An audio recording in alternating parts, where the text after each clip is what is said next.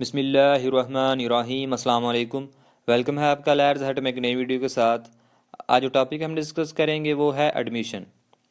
N admission is a statement oral or documentary which suggest any inference as to any fact in issue or relevant fact and which is made by any of the persons and under the circumstances hereinafter mentioned.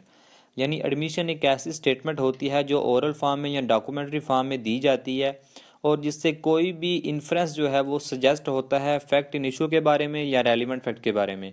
और ये statement जो है वो certain person की जानिब से जो है वो पेश की जाती है और जो भी पर्सन ये स्टेटमेंट देता है वो रिस्पॉन्सिबिलिटी या लाइबिलिटी को एक्सेप्ट करता है। इसके बाद है certain persons capable for admission. यानी वो सर्टेन पर्सनस जो हैं वो कौन कौन से हैं जिनकी स्टेटमेंट को एज ए एडमिशन माना जाएगा। नंबर 1 है पार्टीज़ टू द प्रोसीडिंग। यानी किसी भी प्रोसीडिंग में जो पार्टीज़ होती हैं जब वो स्टेटमेंट देती हैं कोर्ट में तो उनकी स्टेटमेंट को जो है वो एज ए एडमिशन ट्रीट किया जाएगा। नंबर 2 है एजेंट ऑफ द पार्टीज़। यानी पार्टीज़ के जो एजेंट होते हैं उनकी स्टेटमेंट को भी जो है वो कोर्ट में एज ए एडमिशन ट्रीट किया जाता है, उनकी स्टेटमेंट को भी जो है वो एडमिशन के तौर पर माना जाता है। फॉर एग्ज़ाम्पल लायर है, एजेंट है और holder of power of attorney है। ये वो तमाम जो है एजेंट्स हैं पार्टीज़ के जिनकी स्टेटमेंट को एज ए एडमिशन ही ट्रीट किया जाएगा। नंबर 3 है by a person who has any pecuniary interest in the matter. यानी वो पर्सन जो इस मैटर में जो मैटर कोर्ट में पेश किया गया है डिस्प्यूटेड मैटर, उस मैटर में जिस पर्सन का कोई भी पिक्यूनरी इंटरेस्ट इन्वॉल्व हो उस पर्सन की स्टेटमेंट को भी एज ए एडमिशन ट्रीट किया जाता है। उस पर्सन की स्टेटमेंट को भी जो है वो एडमिशन के तौर पर माना जाता है। फॉर एग्ज़ाम्पल एक जॉइंट प्रॉपर्टी हो, इसके दो ओनर्स हैं और ये प्रॉपर्टी रेंट पे किसी थर्ड पर्सन को दी जाती है। एक ओनर जो है वो किराएदार से कहता है कि इसने 1 माह का रेंट पे नहीं किया, लेकिन किराएदार कहता है कि मैंने रेंट पे कर दिया है। इस तरह इनके दरमियान यानी एक को ओनर और किराएदार के दरमियान डिस्प्यूट अराइज होता है और वो कोर्ट में चले जाते हैं। कोर्ट इस डिस्प्यूट को रिजॉल्व करने के लिए दूसरे को ओनर को बुलाती है और इससे स्टेटमेंट लेती है और वो कोर्ट में आकर अगर ये कह देता है कि रेंट तो हमने वसूल कर लिया है लेकिन दूसरे को ओनर को याद नहीं रहा, इस सूरत में इसकी स्टेटमेंट को एज ए एडमिशन ट्रीट किया जाएगा। यानी जो को ओनर जिसको कोर्ट में बुलाया गया है और उससे स्टेटमेंट ली गई है उस को ओनर की स्टेटमेंट को एज ए एडमिशन ट्रीट किया जाएगा। नंबर 4 है by a person having proprietary interest. यानी उस पर्सन की स्टेटमेंट को भी एज ए एडमिशन माना जाएगा जिसका इस प्रॉपर्टी में इस डिस्प्यूटेड मैटर में जो है वो प्रोप्रिएटरी इंटरेस्ट इन्वॉल्व हो।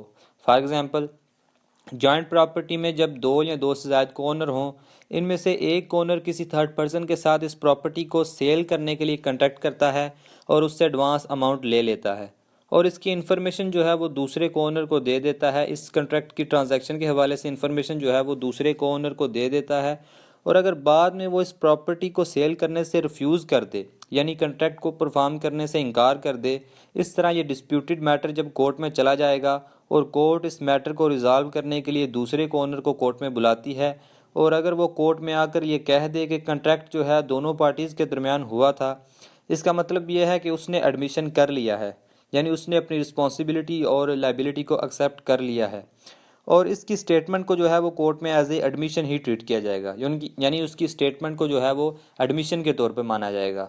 नंबर 5 है by a person from whom parties derive their right और इंटरेस्ट।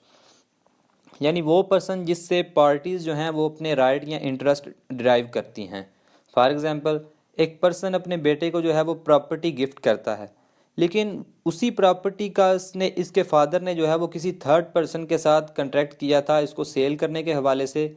अब इस थर्ड पर्सन के दरमियान और इस पर्सन के बेटे के दरमियान एक डिस्प्यूट अराइज होता है इस प्रॉपर्टी की पोजेसन के हवाले से और मैटर जो है वो कोर्ट में चला जाता है और कोर्ट इस पर्सन को बुलाएगी जिससे इन दोनों पार्टीज़ के इंटरेस्ट डिराइव हो रहे हैं। वो कोर्ट में आके अगर ये कह देता है कि हाँ इस थर्ड पर्सन के साथ मेरा कॉन्ट्रैक्ट हुआ था तो इसकी इस स्टेटमेंट को एडमिशन के तौर पर माना जाएगा। इसके बाद नंबर 6 है a person who is expressly referred by the parties. यानी एक ऐसा पर्सन जिसको पार्टीज़ रेफ़र कर दें कि वो कोर्ट में आके स्टेटमेंट दे तो उसकी स्टेटमेंट को भी जो है वो एज ए एडमिशन माना जाएगा।